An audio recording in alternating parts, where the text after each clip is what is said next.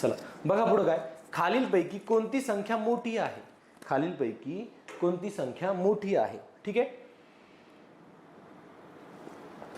म्हणजे तुम्हाला 4 अपूर्णांक दिलेले. आता अपूर्णांकापैकी मोठी संख्या विचारली, एकूण किती 4 अपूर्णांक दिलेले. बघा हे अपूर्णांक या ठिकाणी लिहून घेऊ आपण.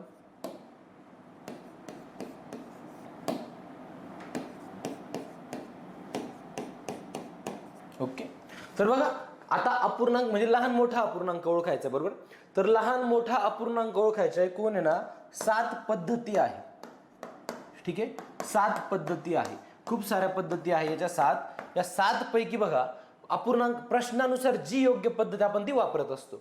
ठीक आहे, तर आपण सगळ्यात पहिली योग्य आणि अयोग्य अपूर्णांकाची पद्धत असती. त्यानंतर 2 नंबर क्रॉस मल्टिप्लिकेशन असते आणि खाली अंश समान असतो, छेद समान असतो. त्यानंतर प्रॉपर अपूर्णांकात 1 मिळवला जातो किंवा इम्प्रॉपर अपूर्णांकात 1 मिळवला जातो. अशा 6-7 पद्धती आहे, त्यातली जी योग्य ती वापरायची असते. तर मला बघा ती सरावाने तुम्हाला कळती कोणती वापरायची.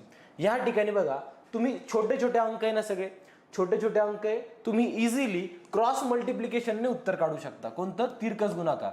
ठीक आहे, कोणती, क्रॉस मल्टिप्लिकेशनने तुम्ही इझिली उत्तर काढू शकता. क्रॉस मल्टिप्लिकेशन काय रे, बघा हे 2 अपूर्णांक जर मी घेतले, 1/3 आणि 4/9 असे अपूर्णांक मी घेतले.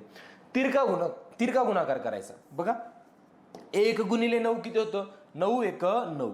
बघा इथे लिहायचा तो 3 चौक 12 इथे लिहायचा. बघा 3 चौक 12, 12 इकडे नका लिहू. आता 12 बघा 4 इथं आला, 4च्या डोक्यावरच लिहायचा. 1 आणि 9चा गुणाकार 1च्या डोक्यावर लिहायचा. इथं 9च्या बाजूला नाही, किंवा हा 9 तिकडे नाही, 12 इकडे नाही. 9 आणि 12 पैकी मोठं कोण आहे रे, 9 आणि 12 पैकी 12 मोठा आहे ना, म्हणजे हा अपूर्णांक मोठा, इकडचा अपूर्णांक, हा अपूर्णांक मोठा झाला. कळालं प्रत्येकाला. तिरका गुणाकार करा, एकदम पटकन उत्तर येतं. तर हा अपूर्णांक माझा मोठा झाला. कळालं प्रत्येकाला. मग अशा प्रकारे तुम्ही जर का सोडवलं तर तुम्हाला एकदम पटकन उत्तर येणार आहे. कळालं प्रत्येकाला. मग मी काय करतो, तिरके गुणाकार करून दाखवतो तुम्हाला कशा प्रकारे तुम्ही उत्तर काढू शकता. ठीक आहे, तिरका गुणाकार एकदम सोपी पद्धती बरं करे, याने एकदम पटकन उत्तर येतं. बघा नीट, आता मी काय करतो, कम्पेअर करतो ह्या दोघांमध्ये. चला 9 1 9, 4 3 12. ह्या दोघांपैकी मोठं कोण आहे, 12 मोठा आहे ना, तर ह्या दोघांपैकी मोठं कोण आलं, हा अपूर्णांक मोठा आला. चला इकडे त्याचं काम संपलं. ह्या दोघांपैकी मोठं कोण आहे बघा, 7 चौक 28, 9 दुने 18. बघा 28 मोठा का 18 मोठा, 28च मोठा, म्हणजे हाच अपूर्णांक मोठा आहे. आता हे 2 कम्पेअर करू आपण. चला 13 चौक 52, 7 9 63. 63 मोठा का 52 मोठा रे, तर 63 मोठा. म्हणून काय 713 कुठे दिसतंय, हा अपूर्णांक माझा मोठा अपूर्णांक असणार आहे.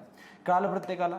या सगळ्यांमध्ये सगळ्यात मोठा अपूर्णांक कोणता आहे रे, पर्याय क्रमांक 4 हा अपूर्णांक मोठा असणार आहे.